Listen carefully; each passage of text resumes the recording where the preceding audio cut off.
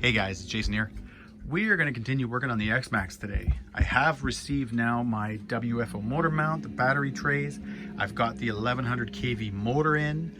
I borrowed a 29 tooth pinion off a buddy of mine because I don't really know pinion wise what to use with this motor. There's not a whole lot out there. It seems like a lot of people that are using the 1100kv in an X-Maxx are running the mod 1.5 with a belt drive. Because I'm going to be running the monster claws and I want to be able to obviously gear this down a little bit, I'm going to start off just using the mod 1 pinions, which actually I've had really good luck with, so I'll probably continue using them. But I'm trying to obviously find what pinion works good with a standard set of tires, and then whatever that will be, obviously I'll drop that a few tooth for when I go to run the monster claws. But anyways, what we're going to do today is we're going to install the motor and at least give it a run with, again, a standard, my MX43s or the Duratrax on it.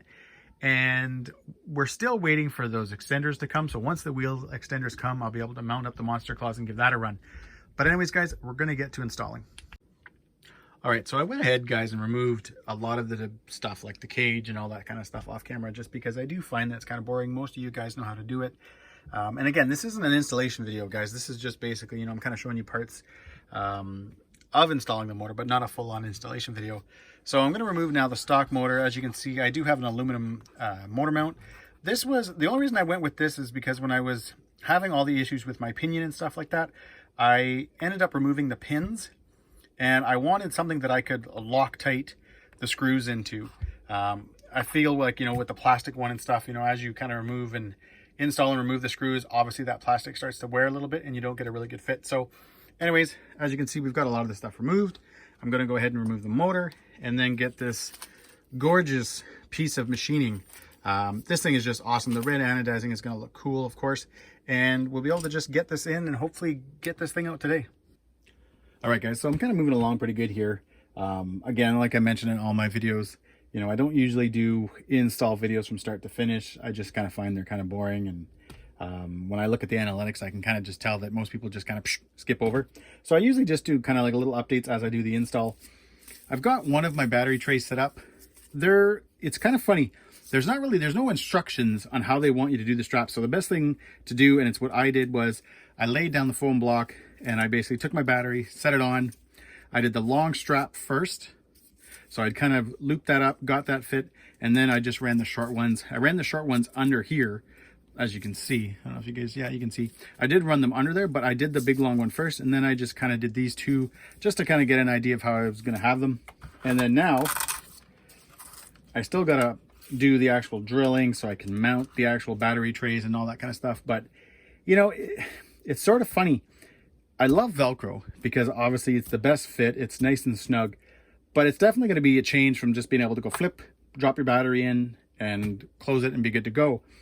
From experience, I have had my battery trays unclick and I've had batteries hanging out of the truck.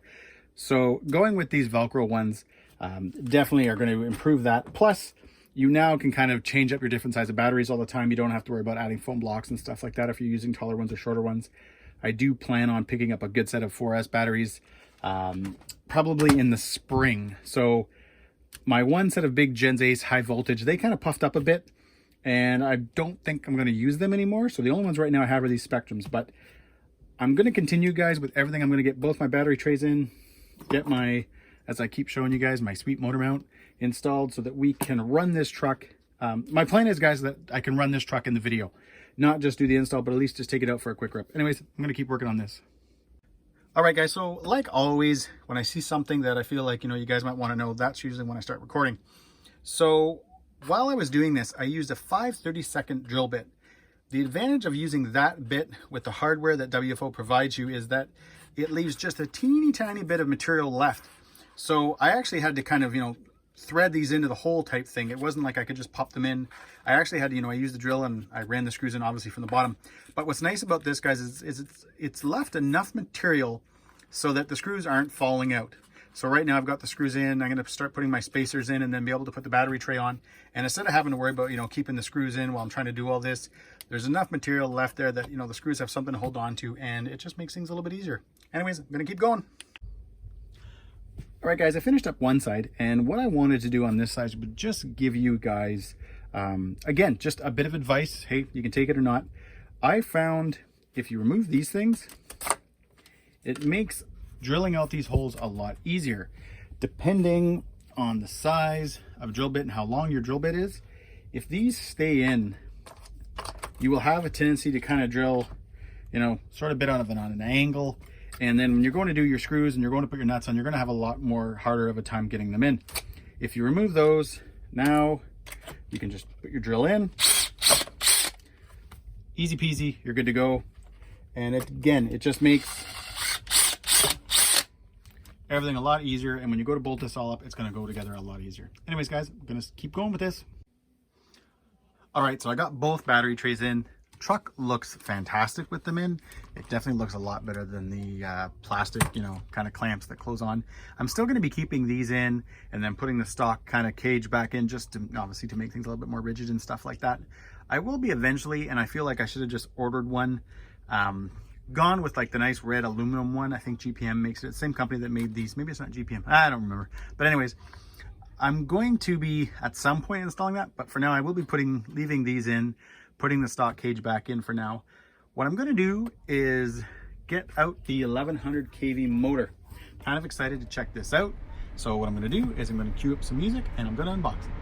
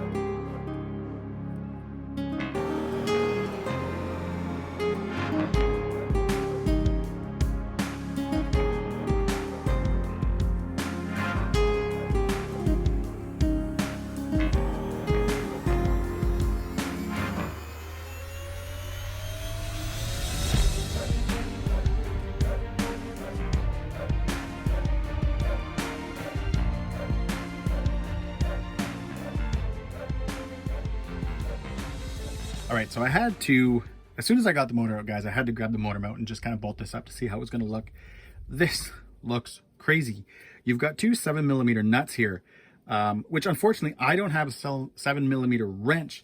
So to get my mesh type thing, if you had, you know, a couple of 7mm wrenches, you could just sort of, you know, tighten it up, loosen it off, get a good fit and kind of go.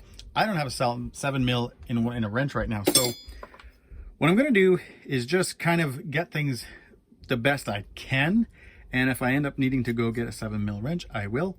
But yeah, that's how it's going to look. What's really nice about this motor is that it's not, you get to keep everything the same way, so everything still fits in the truck. So I haven't even adjusted my my Max 6 yet, and I'm literally able just to drop this 1100 kV in. You know, besides obviously from doing the mesh and stuff like that, everything is good to go. Yeah, it's going to be pretty, it should be pretty simple to get this all together and get it up and running again. All right, guys, in typical fashion, I went ahead and finished off the truck. I always get kind of excited when I see things, you know, kind of on that last sort of home stretch, and I just want to get things installed. I just want to get it done. And I have to say, everything looks awesome. I love the fact that with the 1100 kV, because it's a shorter can than, let's say, the 800, your ESC still gets to stay down low. It still gets to sit down in its stock position. So that is something that I really, really like. You know, guys, because I feel like I should be a little bit frank here that, you know, I didn't mind the performance of the stock motor. I found when I had the 50-tooth spur, which I still have, and the 20-tooth pinion on the stock motor, that the performance was pretty good. I enjoyed the truck. It jumped well. It handled well. But I did notice near the end of the running season this year that I felt like the motor was getting tired. It wasn't performing the same way that it used to. So I could have bought another stock motor, but I thought, hey, why not have a little bit of fun? I didn't want to do anything super crazy. So going from the 1275 to the 1100 should be a nice increase, but again, nothing crazy. Hopefully still keep all my reliability and everything. This mount is awesome, but I want to make something, guys. If you are doing this mount, make sure you have a 7mm wrench. I did not. And I thought I could figure out a way, you know, with like a pliers to snug it up and then remove the pinion and then tighten it up, or remove the motor mount and then tighten it up. No matter what I tried, I could never get a proper mesh. It would seem really, really nice. And then as soon as I tried to, you know, tighten everything up, you know, it just didn't work. It's hard to explain, guys, but I could not get it to tighten and mesh properly. With the wrench, you just get your paper in between your pinion and spur, get your proper mesh, stick your wrench in, snug it up, remove the paper, and you're good to go. I cannot stress that enough. This video, guys, actually took me an extra day because of the fact that I did not have a 7mm wrench. I went to a few hardware stores. They didn't have a 7mm wrench. So I finally ended up going to Canadian Tire, which really should have been my first place I went. They had these. They were like 70 bucks. They were on for $24.99. And they go down to 6mm, so I've got a slightly smaller wrench too now, which is probably pretty good. But just make sure you guys, again, I can't stress this enough, make sure you have a 7mm wrench so that you can snug these bolts up properly, get a nice mesh, and again, obviously keep it tight. Now, at the beginning of this video, I did say I was going to be running the truck. There's a problem. For about 3 days straight, guys, this has been my weather. It just snows and snows and snows. I did go out yesterday with one of my trucks just for kind of a quick rip, and I could not find a spot to run that either didn't have a ton of snow or that was just so hard packed from like the plows going over it that there was just no traction to be had. If I'm going to take this thing out, try this 1100 kV setup, I want to go out and find a place where I can enjoy it. Right now, all I'm going to be doing is spinning, spinning, spinning, spinning. And you know what? It would look no different than running a stock, you know, a truck with a stock motor. And let's face it, I want to see this. I want to see the difference. And I'm not going to see that right now because there's just no traction to be had. So I do apologize if you're watching this video expecting to see the truck run. I am sorry.